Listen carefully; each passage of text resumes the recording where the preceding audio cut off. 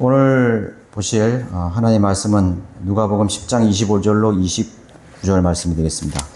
그런데 보라, 한 율법사가 일어나서 주를 시험하여 말씀드리기를, 선생님, 내가 영생을 상속받으려면 어떻게 하여야 하리까라고 하니, 주께서 그에게 말씀하시기를, 율법에는 무엇이라고 기록되어 있으며 너는 어떻게 읽느냐고 하시더라. 그가 대답하여 말씀드리기를, 너는 내 마음을 다하고 혼을 다하고 힘을 다하고 생각을 다하여 주 너의 하나님을 사랑하라. 또 내 이웃을 내 자신과 같이 사랑하라고 하였나이다라고 하니, 주께서 그에게 말씀하시기를, 내가 옳게 대답하였도다. 이것을 행하라. 그러면 내가 살리라고 하시더라. 그러나 그는 자신을 의롭다고 주장하고 싶어서 예수께 말씀드리기를, 그런데 누가 나의 이웃이니까라고 하니. 잠깐 기도드릴게요. 감사하신 아버지 하나님, 오늘도 주님께서 부활하신 날 우리가 소망을 가지고 이 자리에 모였습니다. 주님께서 이제 우리가 주님 만날 날이 가까이 다가오고 있습니다. 우리가 아버지 안에 모일 때마다 이제 우리 자신은 정말 이제라도 주님 만날 준비가 되었는지 스스로를 돌아보는 시간 되게 해주시고, 또 주님께서 우리에게 당부하시고 명령하신 그 부르심에 우리가 늘 적극적이고 그리고 마음을 다해서 다가가 하나님께 영과 진리로 또 경배드리는 이 시간을 소중히 여길 수 있도록 인도해 주시고, 또 하나님 그 마음을 받아주시기를 원합니다. 함께하지 못한 지체들도 하나님 기억해 주십시오. 어디든지 참으로 주님의 낯을 피하여 어리석은 그런 일 가운데 빠지지 않도록 늘 하나님께서 붙잡아 주시기 원합니다. 지금 무지한 저가 이 자리에 또 섰습니다. 주님의 영으로 저를 충만케 해주시고 이 말씀에 기름 부어 주십시오. 우리 주 예수 그리스도 이름으로 기도드렸습니다. 지상에서 가장 그 민족적인 민족의식을 가진 민족이라 한다면 유대인들을 빼어놓을 수 없죠. 이스라엘이라는 국가입니다. 지상의 어떤 국가나 그 민족일지라도 이방인이란 말을 잘 사용하지는 않습니다. 우리도 단일 민족이잖아요. 우리도 민족의식이 강하지만은 다른 민족에 대해서 야, 저 사람은 이방 민족이다 이렇게 말은 안 해요. 그냥 외국인이다 이렇게 얘기하죠. 이방민이라고 하지 않습니다. 그래서 유대인들은 자신들을 제외한 타민족이나 국가들을 이방인이라고 부르는 것입니다. 그 이방인이라는 거는 좀 아주 그 차별적인 말입니다. 민족 차별적인 말이에요. 인종 차별적인 말입니다.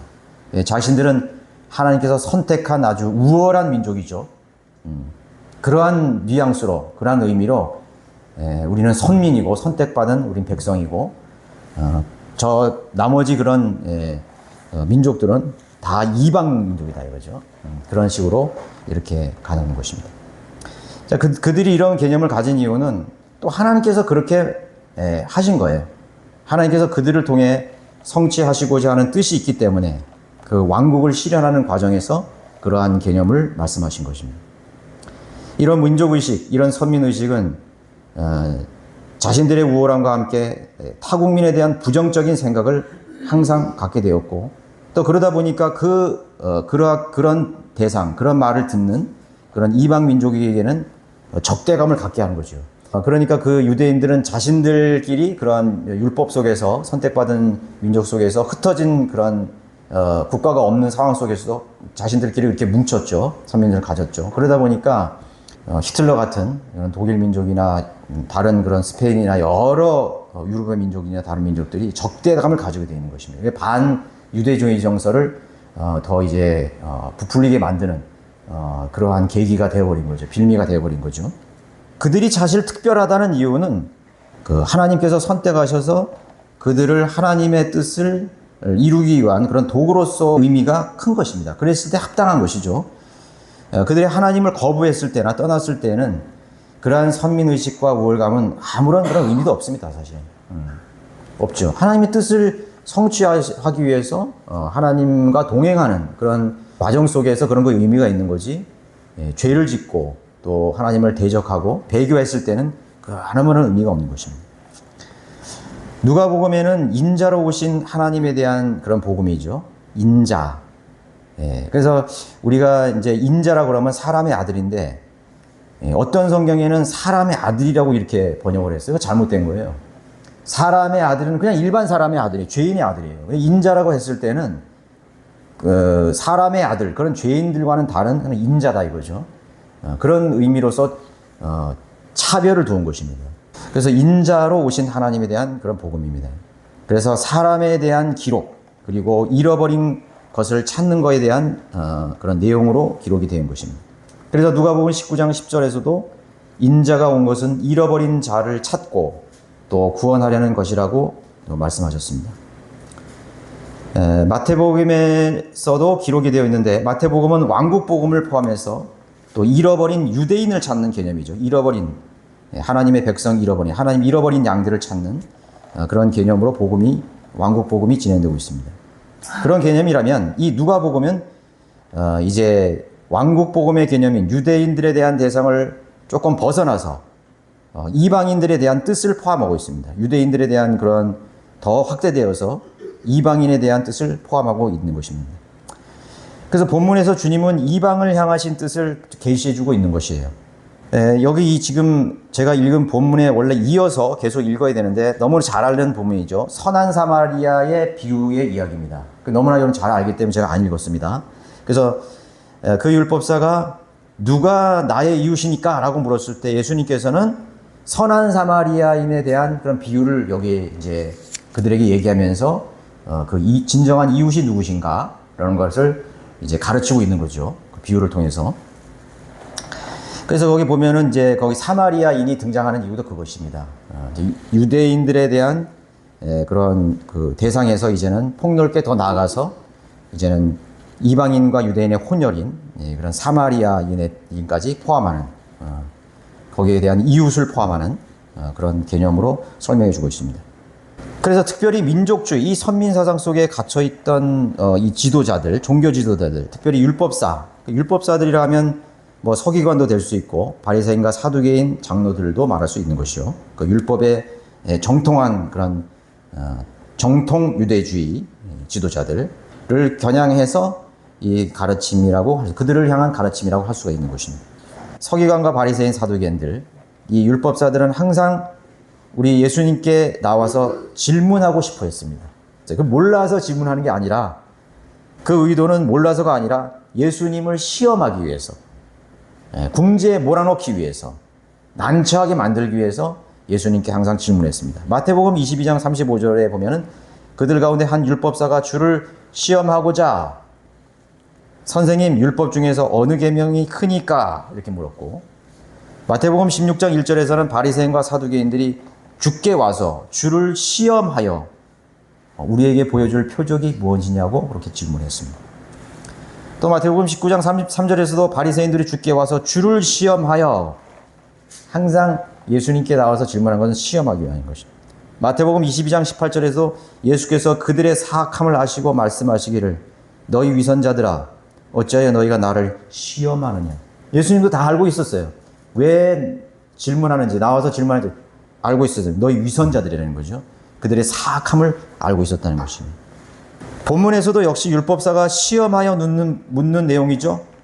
25절에 보면 한 율법사가 일어나서 주를 시험하여 말씀드리기를, 예수님은 다 알고 계셨죠. 영생을 얻으려면 어떻게 하여야 하리까? 그렇게 또 물었습니다. 계속 반복되는 질문을 하고 있는 것입니다. 율법사의 질문에 주님의 대답은 무엇입니까? 율법에 기록된 대로 하나님을 사랑하고 또 내 이웃을 사랑하고, 이는 이미 벌써 앞서서 다른 바리새인들이나 다른 그런 율법사를 물었을 때도 동일하게 주님께서 이 조항을 말씀해 주신 것입니다. 그러나 또 다시 그는 다시 묻기를 누가 자신의 이웃입니까? 라고 묻는 거예요. 내 이웃을, 주님을 먼저 사랑하고 힘을 다해서 마음을 다해서 혼을 다해서 힘을 다해서 생각을 다해서 하나님을 사랑하고 또 내 이웃을 내 자신과 같이 사랑하라고 하였더니 그러면 누가 나의 이웃입니까? 라고 또 묻는 거예요. 근데 여기서는 사실은 누가 나의 이웃이라니까 묻는 거는 진짜 몰라서 묻는 겁니다. 마음을 다하고 혼을 다하고 힘을 다해서 생각하라는 거는 분명히 알았죠. 내 이웃을 내 몸과 같이 사랑하라는, 내 자신과 같이 사랑하라는 이 말씀에 대해서 정말 그들은 이 개념을 알지 못했던 것입니다. 그래서 주님은 그것에 대해서 이제 이 비유를 통해서 말씀해 주고 계신 것입니다. 우리는 이웃을 잘 만나야 된다는 말을 많이 하죠. 이웃을 잘 만나야 돼. 그거 맞는 말입니다. 네. 이웃을 잘 만나야 돼요. 뭐 이웃을 잘못 만나가지고 이렇게 다투고, 그 아주 험악한 그런, 상황에 있는 사람들도 있잖아요. 우리 요즘에는 뭐 아파트, 뭐 층간소음으로 인해가지고 또 옆집 사람과 다투고 뭐 이런, 것이 있습니다. 근데 사실 이웃을 잘 만나야 된다는 말은, 개념은, 이 성경이 말씀하시는 이웃의 개념이 절대로 아닙니다. 단지 이 옆에 있다고 해서 이웃이 된다는 거 아니죠. 그런 걸 절대로 말씀하신 게 아니에요. 옆에 있지만 이웃이 안 될 수도 있어요. 우리가 정말 얼굴은 항상 마주쳤지, 뭐 인사는 하더라도 언제 그 사람과 대화할 그런 기회가 있습니까? 없잖아요. 그죠? 옆에 있다고 해서 이웃이 될 수가 없는 것입니다. 그러면 누가 나의 진정한 이웃인가? 그거에 대한, 그리스도인의 개념에 대해서 한번 우리는, 주님의 가르침을 우리가 상고해 볼 필요가 있습니다. 첫 번째, 이웃이란 사랑할 수 있는 대상이 이웃이라고 가르치고 있는 것입니다. 사랑할 수 있는 대상. 주님께서는 신명기 6장 5절의 말씀을, 인용하셨습니다. 너는 내 마음을 다하고 내 혼을 다하고 내 힘을 다하여. 여기서는 이제 주님께서, 이 기록된 것들에 대해서 첨가하셨죠.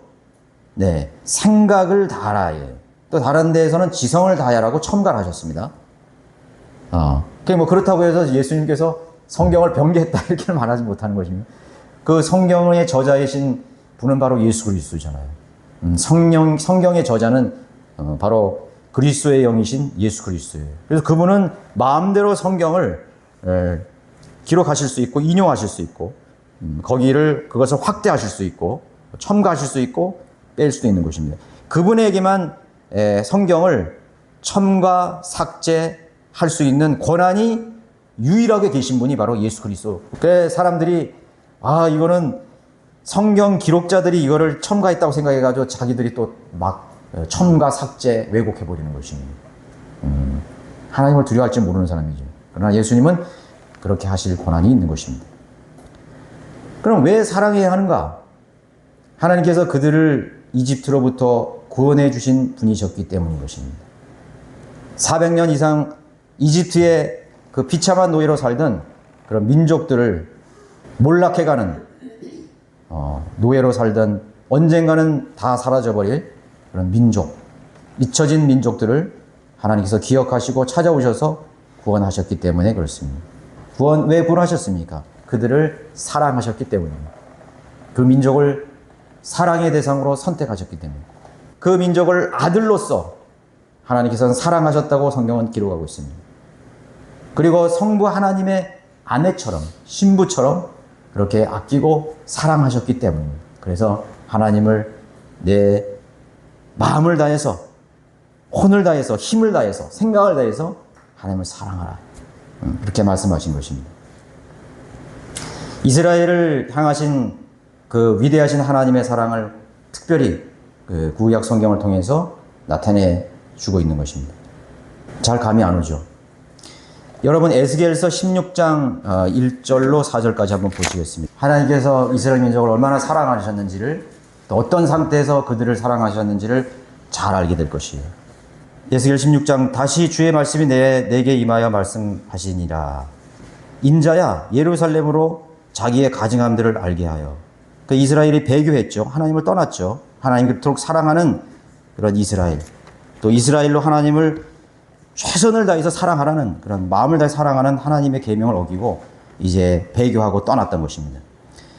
말하라, 주 하나님이 예루살렘에게 이같이 말하노라. 내 태생과 출생지는 가나안 땅이요, 내 아비는 아모리이뇨, 내 어미는 히디시나요. 너의 출생을 말하자면 내가 태어난 날에 내 탯줄이 잘려지지 않았고 너는 물로 씻겨져 부드럽게 되지도 않았으며 내게는 소금도 전혀 뿌려지지 않았고 포도기에 쌓이지도 아니하였도다. 여러분, 이걸 여러분 상황을 한번 보십시오. 줄이 잘려지지도 않고 씻겨지지도 않는, 그냥 버려진, 포대기도 쌓여지지 않고 그냥 알몸으로 버려진 그 갓난아이, 그 출생을 말하는 것입니다. 이 중 어떤 일을 내게 행하고 너를 불쌍히 여겨 너를 동정해 줄 어떤 눈도 없었으리니, 아무도 돌아보지 않는, 그냥 방치된, 그냥 거기서 그 핏덩어리가 나와서 그냥 죽어버리는 그런 상황이에요. 도리어 내가 태어난 날에 내 생명은 꺼려진 바 되었으며 너는 들판에 버려졌느니라. 짐승이 와서 삼켜버릴지 그냥 그 따가운 햇볕에서 말라 죽었을지 어떤 형태로든지 그렇게 피투성이가 된 그냥 알몸이 된 그런 갓난아이를 한번 생각해 보세요. 울다가 지쳐서 그냥 거기서 죽어버릴 그 핏덩어리. 내가 내 곁을 지나면서 내 자신의 피로 더럽혀진 너를 보고 내가 피로 젖어 있을 때 내가 내게 말하기를 살아라 하였으며 또 내가 피로 젖어 있을 때 내가 너에게 말하기를 살아라 하였느니라. 이 지나가던 어떤 누군가가 그 핏덩어리를 보고 그냥 소스라치게 놀라서 그 피로 더럽힌 범벅이 된 그냥 이제 숨만 까딱까딱 남은 그런 아주 얇은 그 신생아를 제발 살아다오 그렇게 하면서 그 동정하는 그런 한번 그것을 연상해 보시기 바랍니다. 내가 너를 들의 싹처럼 번식케 하였더니 내가 자라고 창대서 이제 그 핏덩어리를 걷어다가 정말 지극정성을 다해서 온 혼심을 다해서 이제 살렸어요. 정말 살아나라 살아나라 정말 그런 애타는 마음으로 그 동정하고 사랑하고 자비를 베풀었습니다. 그러나 이제 장성해졌죠. 내가 우아한 장식을 하였으며 언제 그랬냐는 등 그 가슴이 형성되고 내 머리털이 자랐으나 너는 어디서나 벌거벗은 알몸이었느니라. 이제 내가 내 곁을 지나며 너를 보았더니 보라 내 때가 사랑의 때라. 내가 내 옷으로 내 위에 펴서 내 벗은 몸을 덮어주며 내게 맹세하고 너와 더불어 언약을 맺어 내가 내 것이 되게 하였느니라. 주가 많으니라. 맹세를 한 겁니다. 내가 너 피덩이 같은 너를 버려진 너를 내가 이제 깨끗이 씻고 정말 살아다오 그렇게 간절한 마음으로 그 벗은 몸을 덮어주고 이제 그 사랑한 그런 사랑해서 사랑한 나머지 이제 맹세를 합니다. 내가 너와 더불어 이제 약속을 할 테니까 언약을 맺을 테니까 너는 영원히 내 것이라. 그것이 누가 말했냐? 하나님이 말씀하신 것입니다. 이게 바로 이스라엘의 출생의 비밀입니다. 하나님께서 이스라엘이 어떤 처지에 있을 때 그들을 사랑했는지를 정말 적나라하게 보여주는 저는 그 대목이라고 저는 이걸 생각해요. 그리하여 내가 너를 물로 씻었고 내가 너에게 내 피를 완전하게 씻어내고 내게 기름을 부었으며 그 피를 완전히 씻어 기름을 부었고 내가 너를 수놓은 것으로 옷 입히고 오소리 가죽으로 신신기고 세마포로 너를 들고 비단으로 너를 입혔도다. 또한 내가 너를 장식으로 단장하였고 손에는 팔찌를 목에는 사슬을 들러 주었으며 이마에는 보석을 귀에는 귀고리를 머리 위에는 아름다운 관을 씌워 주었노라. 너는 은과 금으로 이같이 단장하였고 내 옷은 세마포와 비단과 수놓은 것으로 만들었으며 너는 고운 가루와 꿀과 기름을 먹었으며 너는 몹시 아름다우며 너는 왕국에서 번영을 이룩하였다. 너의 아름다움으로 인하여 내 명성이 이방인 가운데로 나갔으니 이는 내가 내게 입힌 나의 우아함으로 인하여 완전하였음이라. 주 하나님이 말합니다. 이게 은혜 아닙니까? 이게 진정한 자비 아닙니까?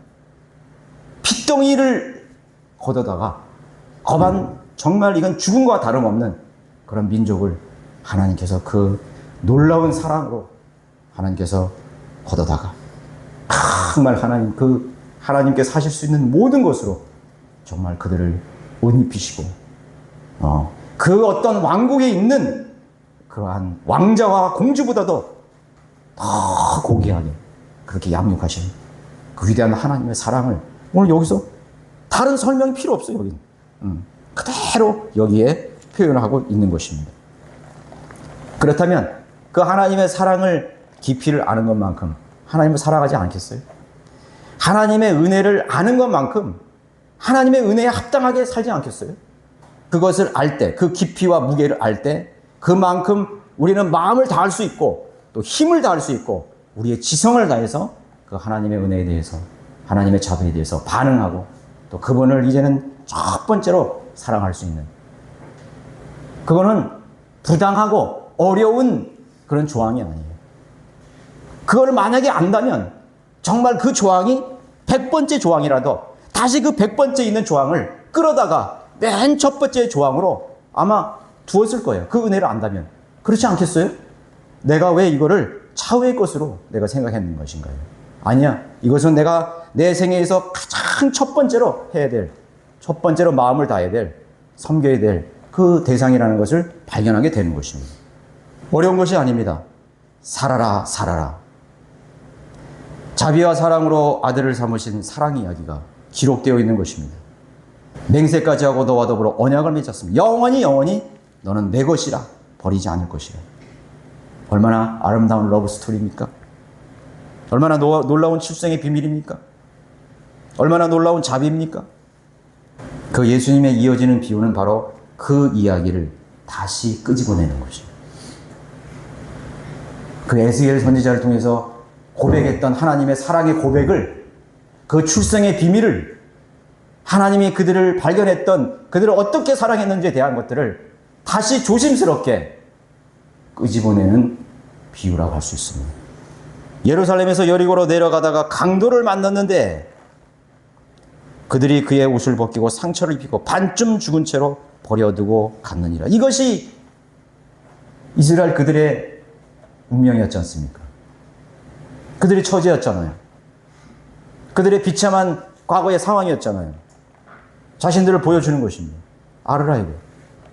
사랑의 인내와 오래 참음, 희생과 포기가 얼마나 컸는가를 알면 알수록 우리는 마음을 다하게 되는 것입니다. 힘을 다하게 되는 것입니다. 그리고 사랑할 수밖에 없는 힘이 생기게 되는 것이죠. 강도를 만난 그 어떤 사람은 바로 이스라엘 민족이었습니다. 바로 그 율법사였습니다. 예수님의 비유를 듣는 그런 청중이었습니다. 그리고 그들은 바로 나였습니다. 두 번째, 또 내 이웃을 내 자신과 같이 사랑하라고 하신 이유는 무엇? 죽어가고 있던 자신이 생명을 얻었다면은, 아니 죽었다가 다시 얻은 생명이 누군가의 사랑과 은혜였다면, 내가 생명을 유지하고 내가 오늘 살아있다는 것이 누군가의 사랑 때문이었고 누군가의 은혜였다면, 그 사람에게는 더 이상 미움이나 증오는 그의 가치관 속에 존재하지 않을 것입니다. 내가 전적으로 지금까지 내 생명이 부지되는 것도 그 은혜 때문에 내가 여기 존재하고 있고, 그 사랑의 인내 때문에 내가 오늘 살고 있다면, 그 사람의 마음속에 미움과 증오라는 건 있을 수 있을까요? 여러분들의 부모님이요, 아무리 여러분들에게 심한 말을 하고 모욕적인 말을 하고, 심지어는 너는 내 자식이 아니야, 그렇게 여러분들을 집에서 내어 쫓으려는 말을 한다고 해도 그 부모님에 대해서 증오감을 갖겠어요? 내가 존재하는 것은 바로 당신 때문에 내가 하고 있지 않습니까? 당신이 나를 문전부태하고 어머니가, 아버지가 나를 걷어차도 나는 아버지를 부인할 수 없습니다. 나는 어머니를 부인할 수 없어요. 내가 누구 때문에 오늘 여기 존재하고, 내가 누구 때문에 어린 시절을 내가 살아왔고, 내가 오늘 어른이 되어서 이렇게 장성하게 되었는데, 내가 오늘 누리는 것도 누구의 은혜인데, 부모님이 나를 양육해 주셨습니다. 진자리 마른자리 나를 가려가면서 그토록 밤을 새면서 젖을 먹이고 나를 그렇게 양육했던 그 은혜가 아니었습니까? 부모님의 사랑을 알면은 여러분 부모님이 나에게 책만 한다고 대듭니까? 그런 걸 뭐라 해요? 불효자식이라고 하잖아요. 폐류나 불효자식이라고 하잖아요. 내가 나에게 사랑을 베푸신 그런 존재에 대해서 어떤 항변도 할 수 없다는 것입니다. 어떤 대적도 할 수 없다는 것입니다. 그래서 하나님께서는 내 부모를 공경하라고 그랬습니다. 내 부모 같지 않는 사람이라서도 공경하라는 거예요. 그게 이 지상에서 우리가 해야 할 의무이고 가르쳐주고 있습니다. 부모에 대해서 어떤 항변이나 어떤 불순종도 할 수 없는 것이죠. 그것이 바로 부모에 대한 은혜를 아는 사람의 합당한 것입니다. 그건 당연한 거죠. 어떤 미움이나 증오도 가질 수 없습니다. 더 우리가 확대해서 우리가 이 세상에서 우리가 누리고 사는 이런 그 모든 삶, 내가 가지고 있는 것, 그것이 내가 이 상황 속에서 어떤 것이 내 선택에서 어떤 상황이 벌어졌다 하더라도 우리는 하나님 앞에서 이건 하나님 부당합니다, 이거는 하나님 너무합니다 라고 말할 수 없다는 거죠. 누군가가 나에게 하나님이 아닌 대상이 어떤 상황이나 어떤 사람들이 나에게 있어서 부정적인 그런 영향을 끼친다 할지라도 나는 거기에 대해서 나는 불평할 수 없고 원망할 수 없다는 것입니다. 왜? 내가 오늘 이 살아있는 것도 하나님의 은혜이기 때문에, 내가 가지고 있는 이 힘도 내가 하나님 주신 은혜이기 때문에, 나를 싸매주시고 입혀주시고, 내가 정말로 그 강도 만난 사람 피투성이가 되고, 정말 주님은 여기서 말씀하시는 것은 좀 신사적으로 말씀하신 거예요. 에스겔이 말씀하는 건 정말 적나라하게 말한 거고, 정말 그 이스라엘의 그런 그 영적 상황, 그런 혼적 상황, 그들의 육신적인 그런 모든 상황들을 정말 깊이 있게 들어간 것입니다. 여러분, 강도 만난 사람이, 죽어가는 사람이, 여러분, 피 흘리고 죽어가는, 전쟁에서 피 흘려가는 사람들, 불쌍한 우리 그런 사람들 볼 때 동정심이 생기지 않습니까? 사고로 죽어가는 그런 많은 사람들. 그런 것을 우리가 볼 때 우리가 얼마나 안타깝고, 얼마나 그 사람들의 그 상황을 생각할 때 얼마나 절망스럽고, 그들의 그런 그 순간은 얼마나 고통스러울까를 우리가 상상하면은 동정심이 생기잖아요. 동정심이 생기는 거죠. 정말 저들의 가족은 얼마나 저를 눈뜨고 볼 수 없죠. 그런 거. 죽어가는 장면을 눈뜨고 없죠. 세월호에서 죽어가는 사람들, 또 그 이태원에서 압사하면서 그 죽어갔던 사람, 그 젊은이들, 전쟁터에서 죽어가는 사람들, 굶어 죽어가는 사람들, 그 광경을 참아 볼 수 없죠. 참아 볼 수 없습니다. 여러분, 암 환자가, 에이즈 환자가 마지막 뼈가 앙상해서 헐떡헐떡하면서 그 고통 속에 죽어가는 그 광경, 얼마나 정말 우리 마음을 슬프게 하려, 얼마나 좌절하게 만듭니까? 희망이 없는 그런, 이제 죽는다 이거죠. 아무런 희망이 없다 이거죠. 그 뭘 말하는 거죠? 죽으면은 우리가 그 고통은 금방 끝납니다. 금방 끝나요. 그러나 우리에게는 영원한 고통이 있어요. 영원한 죽음, 두 번째 사망이 있어요. 피 흘려 만신창이 된 강도 만난 그런 걸반 죽어가는 사람, 신음하면서 죽어가는 사람, 또 그 광야에 그냥 피투성이로 버려져가지고 그 들판에 버려져서 죽어가는 그런 탯줄도 못 끄는 그 먼지로 뒤범벅이 된, 심장만 벌떡벌떡 살아있는, 뭘 말하는 것입니다. 우리의 영적 사망에 대해서 말하는 것입니다. 우리의 혼이 영원한 그런 두 번째 사망에 이르게 된 처지를 말하는 것입니다. 하나님께서 보시기에는 정말 이 세상의 모든 사람들이 정말 그런 강도 만난 사람처럼 다 죽어가는, 광야에서 다 널브러져가지고 피투성이가 되어서 죽어가는 그런 혼들로 다 보이는 것입니다. 예수님은 다 그렇게 보였어요.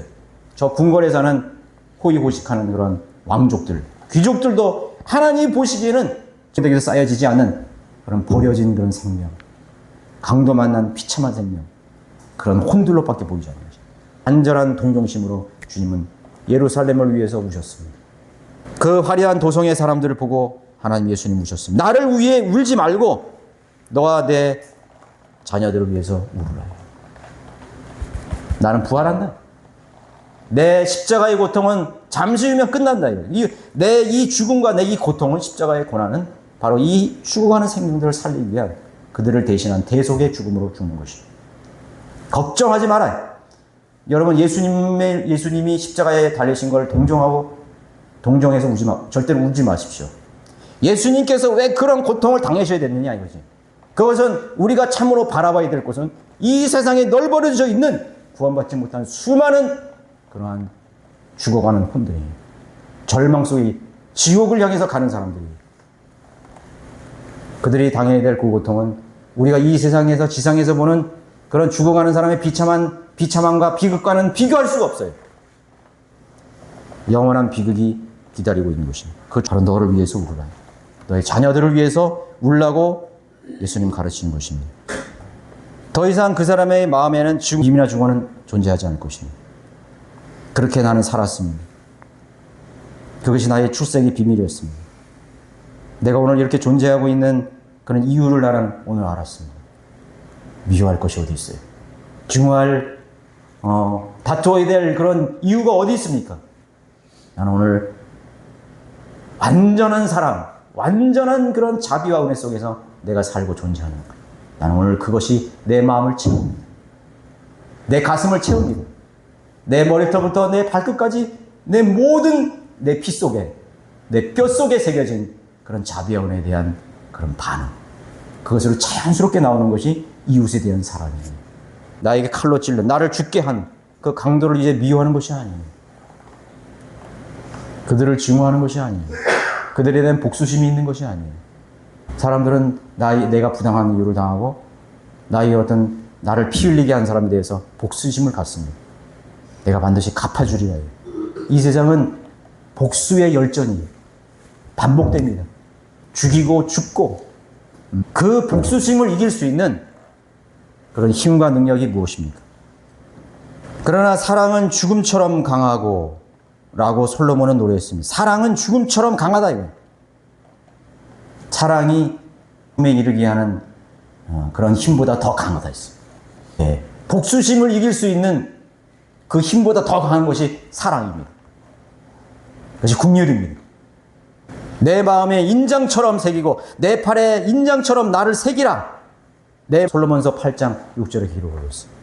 그래서 그분의 사랑은 죽음처럼 강하다. 죽음보다 더 강한 거예요.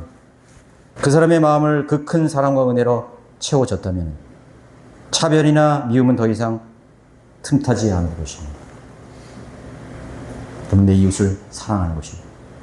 그 이웃이 나에게 어떤 대우를 하고 어떤 존재이든 어떤 대상이든 사랑할 수 있는. 그래서 내 이웃을 내 몸과 같이 사랑하라는 계명이 나올 수 있었던 것입니다. 이웃을 사랑한다는 것은 자연스럽게 이루어지는 결과입니다. 그건 인격의 표현이 되는 것입니다. 어떻게 사랑하라는 것입니까? 자신과 같이.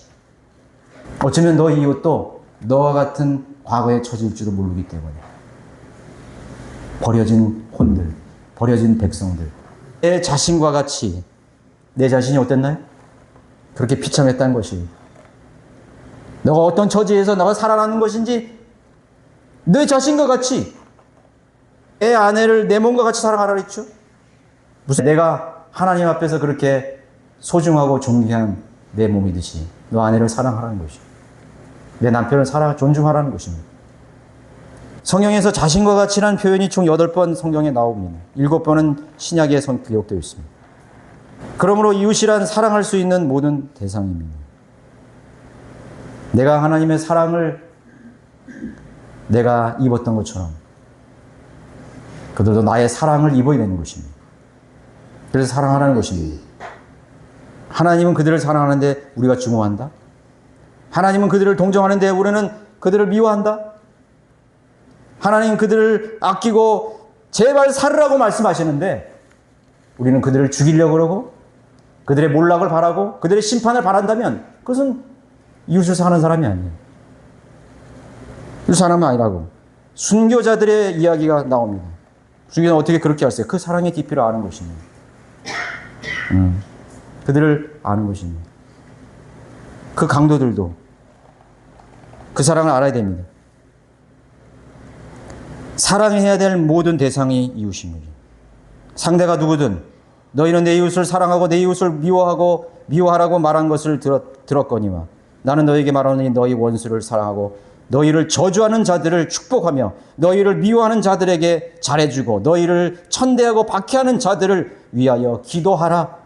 마태복음 5장 44절에 기록하고 있습니다. 사랑을 원하는 사람은 절대로 이걸 실천할 수 없습니다. 그러니까 좋은 이웃이 이웃이 아닙니다. 좋은 이들에게 있어서 나는 그들의 이웃이에요. 여러분들이 좋은 이웃이 되십시오. 나쁜 이웃을 만나든지 악한 이웃을 만나든지 내가 그들에게 좋은 이웃이 되라는 것이에요. 대신 내 이웃을 사랑하는 것입니다. 좋은 이웃이 아니라 원수도 핍박하는 자들도 미워하는 학대하는 사람들조차도 사랑해야 할 이웃이라는 것을 강조하고 있는 것이죠. 세 번째, 누가 나의 이웃인가? 그리스도의 이웃은 잃어버린 혼들이 나의 이웃이 된다는 것을 알아야 됩니다. 30절에서 강도 만난 사람은 역시 반쯤 죽은 죄로 버려집니다. 소망이 없는 절망적인 운명으로 살아가는 죄인들일 것입니다. 자, 여기 보니까 그 이전에 누가 지나갔어요? 제사장이 지나갔죠? 31절은. 그때 어떤 제사장이 우연히 그 길을 지나가다 그를 보았으나 다른 편으로 지나갔으며 또 마찬가지로 한 레위인도 그곳에 있었다가 다가가서 그를 보고 다른 편으로 지나갔느니라. 세상에 오신 무슨 소용이 있어요? 레위인이라는 그런 종교적인 위치가 무슨 소용이 있습니까? 아무런 능력이 없어요. 사람들은 자기의 타이틀과 자기의 사회적 지위가 자기 자신이라고 생각합니다. 아니죠. 그래서 거기서 능력이 나올 수 없어요. 계급장을 달았다고 해서 그것이 그 사람이 아닙니다. 제사장과 레위인은 왜 지나쳐 갔을까요? 동정심이 없었을까요? 아니면 자신도 해를 받을까봐 두려워서 그랬을까요? 그런데 어째서 사마리아 사람은 죽어가던 사람을 돌봐주고 여관에까지 데려다주고 여비를 모든 것을 다 책임다고 내가 돌아와서도 그것을 부담하리라고 그렇게 말했습니다. 주님께서는 이중적인 교훈을 다시 주고 계십니다. 거기에 숨겨있는 하나님의 더 정확한 교훈이 있어요. 왜 하필 유대인들이 상정도 하지 않는 사마리아인이란 말입니까? 여기서 아주 예수님은 정말 재미있으신 분이에요. 유대인들이 제일 싫어하는 사람이 사마리아인이야. 그 사람은 상종도 하기 싫었어. 그 사마리아 우물가에서 예수님께서 그 여인과 대화할 때도 예수님이 왜 저 사마리아 여자하고 대화를 해? 이상히 여겼다고. 개 같은 존재야. 그냥 사마리아 여인이 와가지고 예수님께 도와달라고 했을 때 너는 부스레기나 먹는 예수님도 그렇게 말씀하셨어요. 그게 바로 유대인들이 바라보는 사마리아인들이. 하필이 사마리아인을 여기에 등장시켰어요. 그들이 정말 싫어하는 사람, 상종하지 못할 사람, 무가치한 존재, 그런 존재가 그들을 도와준 것입니다. 사마리아인의 의미 속에서는 바로 그 사마리아인이 예수님 자신임을 암시해주고 있는 것입니다. 그 강도 만난 사람을 도와준 그 은인이 그 사마리아, 그렇게 취급하던 유대인들이 예수님을 그렇게 취급했습니다. 어쩌면 사마리아인들보다 더 상종하지 못할 신성모독적인 그런 발언만 하는 그런 사람으로 대해주신 분입니다. 그러나 주님은 그 사마리아인이 바로 내 자신이다. 예수님 자신을 암시해 주는 것입니다. 버려진 유대민족을 선택하셨던 주 하나님, 그 큰 사랑과 은혜로 한량없으신 자애로우심을 가지고 오신 그 위대하신 하나님, 그들을 정말 사랑하셨던 그 하나님, 그 순수한 그 사랑의 동기로 다가오신 그 예수님, 하나님 자신이 바로 나라는 자신을 얘기하고 있습니다. 그분이 육신으로 오셔서 또다시 그들을 구해줄 수 있는 구원자요. 사랑의 대상으로 그렇게 사랑해야 할 대상으로 사마리아인들보다 더한 취급을 당하셨죠. 바로 주님을 십자가에 못 박았습니다. 로마의 범죄자들을 처형하는, 그냥 범죄자가 아니에요. 도망간 로마 제국에 반역한 노예들을 처형하는 그런 저주의 십자가에 그 예수님을 못 박기를 원했던 것입니다. 못 박기를 원했던 것입니다. 아이러니하죠. 그 에스겔을 통해서 하나님께서 그들에게 고백했던 그런 하나님의 긍휼과 사랑, 그들을 구해주셨던 그분이 바로 저분이라는 사실을 알면 이 유대인들은 어땠을까요? 얼마나 큰 모순입니까? 우리 인류를 죽어가는 이 혼들, 영원한 지옥의 형벌받기는 선택의 여지가 없는 그런 죽어가는 수많은 혼들을 구원해 주시기 위해서 이 세상에 복음으로 하나님께서 오신 그 예수 그리스도. 사람들은 적대합니다. 사람들은 그것을 반역합니다. 어떻게든지 그 복음과 진리를 가리기 위해서 오만 가지 것들을 다 만들어서 그것을 쓰레기처럼 여기게 만들게 하는 거죠. 그 놀라운 사랑과 그 은혜를 부가치하게 만드는 그런 인류를 향한 하나님의 사랑. 그러나 주님은 우리를 그 강도 만난 사람처럼 그 어떤 종교로도, 레위인들이란 그런 옷을 입은 사람도, 제사장도, 그거는 이 세상을 구원할 수 있는 능력이 없어요. 율법도 구원할 수 있는 능력이 없어요. 선지자들도 구원할 수 있는 능력이 없어요. 왕들도, 그 어떤 권력을 가진 사람들도 그 운명을 바꿀 수 없는, 그 죽어가는, 이제 곧 이 사람은 죽는다 이거예요. 죽은 것과 다름이 없는 그러한 사람들, 그 살릴 수 있는 능력은 바로 그 사마리아인에게 있었던 것입니다. 그래서 능력이 있었습니다. 그렇게 사마리아인처럼 취급받던 그런 예수 그리스도, 그분만이 그들을 구원할 수 있는 유일한 능력을 가진 정말 그 민족의 이웃으로 오신 정말 원수 같은 자기 자신을 원수로 대했던 그 민족을 사랑할 수밖에 없는 하나님을 보시는. 그래서 원수를 사랑하여 너를 적대하는 자들을 사랑하는, 너를 거부하는 자들을 끌어안으라. 그것이 이웃입니다. 예수 그리스도예요. 이거는 있을 수 없는 러브 스토리예요. 럭한 목사님은 설교할 때 그렇게 늘 말씀하시대요. 이 세상에서 그 하나님을 우리를 사랑하는 그 사랑을 만약에 놓쳐버린다면 가장 큰 사랑을 놓친 것이다. 가장 큰 사랑을 놓친 것이다. 그걸 모른다면 가장 놀라운 사랑을 알지 못한 채 죽어가는 것이다. 그 사랑을 알아야 돼. 그렇게 럭한 목사님 표현하시더라고요. 맞습니다. 가장 그 어떤 이 세상의 사랑보다도 더 그 러브 스토리보다 더 엄청난 사랑. 그걸 인간의 말로 다 표현할 수 없는, 형용할 수 없는. 어떻게 꾸며내도 그 사실만큼 그것을 표현할 수 없는 그 위대하고 풍성한 사랑. 하늘보다 더 높고, 바다보다 더 풍성하고, 우주보다도 더 넓은. 주님이 바로 그 유대인들의 이웃이 되어주셨음을 일깨워 주시고 계시며, 누가 너희의 이웃이냐. 정말 이 율법사는 깨달았을까요? 예수님 말씀하십니다. 너는 이 세 사람 중에 누가 강도들을 만난 사람의 이웃이었다고 생각하느냐. 그가 말씀하시를 그에게 자비를 베푼 사람이다라고 하더라. 자비를 베푼 사람. 그들에게 자비를 베푼 존재가 누굽니까? 유대인들에게 자비를 베푼 그 하나님. 그 자비 속에 오신 분. 이스라엘에게 자비를 잃어버렸던 그 어린 양. 잃어버렸던 나의 백성을 다시 찾으러 오신. 이제 2번 죽어서 이젠 절대로 가망성이 없는. 2번, 3번 죽어서 가망성이 없는 그런 실패한 그런 민족이 다시 찾아오신. 우리 유대인들 보세요. 여러분 아우슈피츠에서 트레플랑카 수많은 폴란드의 그 동구 유럽에서 수용소에서 죽어간 유대인들이 한번 생각해 보세요. 그들의 스토리는 처참합니다. 그들에게서 처참해요. 그 수용소에서 있었던 한 생명의 그 기구한 스토리는 이 책을 써도 다 채울 수 없어요. 민족을 1948년에 하나님께서 그 민족을 다시 모아주셔서 그 나라를 만드신 거 아니에요. 그 불가능했던 그런 민족을 다시 모아서 2000년 동안 짓밟혔던 그런 민족들을 다시 찾아오신 예수님. 이제 또 마지막 주님께서 오실 때 내가 다시 오마. 내가 너를 위해서 다시 오마. 내가 너를 버리지 않았어. 왜? 그 피투성이 같은 주 내가 너에게 약속했기 때문에. 그건 나와의 약속이야. 하나님께서 자기 자신을 두고 맹세하는 그 커버넌트라고 해요. 내 왕국에 너를 세워주마.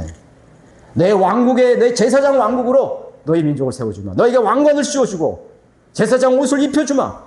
열국의 제사장 민족이 되게 해주마. 그렇게 약속했었던 하나님의 약속을 주님은 역사 속에서 계속 증명해주고 있는 것이에요. 자비를 베푼 그 사람이 누구냐 이거예요. 내 이웃이 누구냐 이거예요. 그 이웃을 사랑하라. 강도를 만난 사람의 너의 이웃이 되겠느냐 이거예요. 예수님께서 마지막 말씀하시죠. 가서 너도 그와 같이 하라. 은혜를 받은 사람만이 은혜를 베푼 자의 은혜를 아는 것입니다. 사랑할 수 있는 것입니다. 어떤 누구도 할 수 없는 그 일을 하셨던 그 유일하신 분이 할 수 있는 능력을 가지신 분, 이웃을 도울 수 있는 도움을 가능케 할 수 있는 능력은 바로 사랑의 능력이라는 것을 알려주고 있습니다. 우리가 어떤 하나님의 명령이기 때문에 우리 이웃에게 그 혼들에게 하나님의 사랑을 전해주고 자비를 베푸는 그것과 비교할 수 없는 것입니다. 사랑의 능력입니다. 그들의 비참한 혼의 현실을 보는 것입니다. 피투성이구나. 겉은 멀쩡한데 속은 다 썩었구나.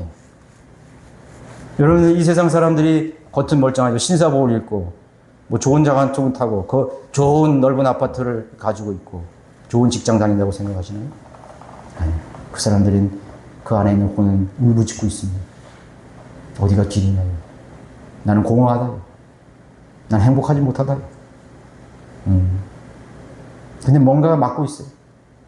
그들 속에 있는 또 다른 힘이 그들의 울부짖음을 차단시키고 있습니다. 어디선가 나를 도와달라는 SOS 신호를 보내고 있어요. 저와 망망대해에서 침몰하는 그런 여객선에 죽어가는 수많은 사람. 불이 나서 죽어가는, 정말 나를 살려줄 수 있는 구원자가 구조대가 나로 올 수 있을까요? 정말 구조대원들이, 그 인류 구조원들이 그 계단을 타고 올라갔다 그러잖아요. 그들도 다 희생됐다 그랬잖아요. 인간은요, 최선을 다해도 인간의 혼을 구원할 수 없어요. 사람의 육신적 생명도 구원하는데 한계가 있습니다. 그렇다면 정말 인간의 혼이라는 것은 이 세상의 어떤 학문으로도, 어떤 논리적인 방법으로도, 이 세상의 어떤 육신적인 것으로도 절대로 인간의 혼을 구원해 줄 수 없는 것입니다. 오직 하나님의 자비와 사랑만이 그를 구원할 수 있는 것입니다. 그 사랑이 나를 구했네. 그 은혜가 나를 구했네. 하나님께서 직접 나타나셔서 여러분 잃어버린 혼들에게 이제 찾아가는 시대가 아니에요. 그 하나님의 마음을 고스란히 나에게 담아서 우리에게 성령으로 우리에게 그 사랑과 그 동정과 연민을 우리 속에 그대로 넣어주셔서 그 사랑, 동일한 사랑을 가지고 세상 가는 것입니다. 그렇죠? 그것이 복음 전파예요. 그것이 은혜입니다. 첫 번째로 여러분들이 이웃은 여러분의 사랑하는 자녀, 여러분 성도들의 지체들 사랑하십시오. 제자들이 사도 요한이 늙어서 노년에 찾아왔다고 그러지 않습니까?